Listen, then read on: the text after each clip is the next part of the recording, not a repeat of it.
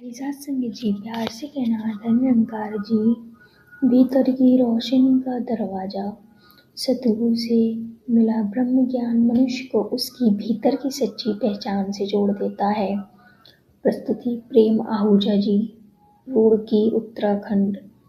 मानव जीवन को मार्गदर्शित करने वाले सभी धार्मिक और आध्यात्मिक ग्रंथ एक ही सत्य और संकेत करते हैं, मानवता, विनम्रता और ईश्वर से जुड़कर जीवन जीना।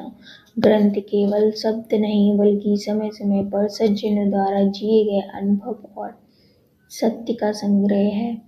उनके संदेश आज भी उतने ही प्रासंगिक हैं जितने सदियों पहले थे। प्राचीन काल में एक शिष्य अपने गुरु से पूछता है, गुरुदेव, इतने ग्रंथ हैं, मैं इनमें से कौन सा पढ़ूं? कौन सा ग्रंथ मेरे जीवन का मार्गदर्शन करेगा? गुरु मुस्कुराए और 1000 पन्नों वाला एक ग्रंथ थमा दिया। शिष्य कुछ दिनों तक उसे पढ़ता रहा और एक दिन बोला, गुरुदेव, इसमें बहुत कुछ है, समझ नहीं आता कि इसे जीवन में कैसे उतारूं।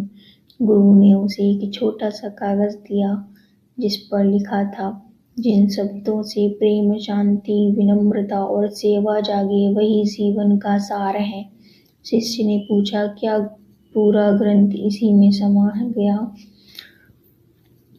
गुरु बोले, हाँ बेटा, ग्रंथों को पढ़ने से अधिक महत्वपूर्ण है उनके सार को समझना और जीवन में उतारना। यह कथा बताती है कि हजारों श्लोकों, सूत्रों और उपदेशों का सार मनुष्य को मानवता की ओर ही ले जाता है। आज का मनुष्य तेजी, प्रतिस्पर्धा और तनाव के बीच दौड़ रहा है।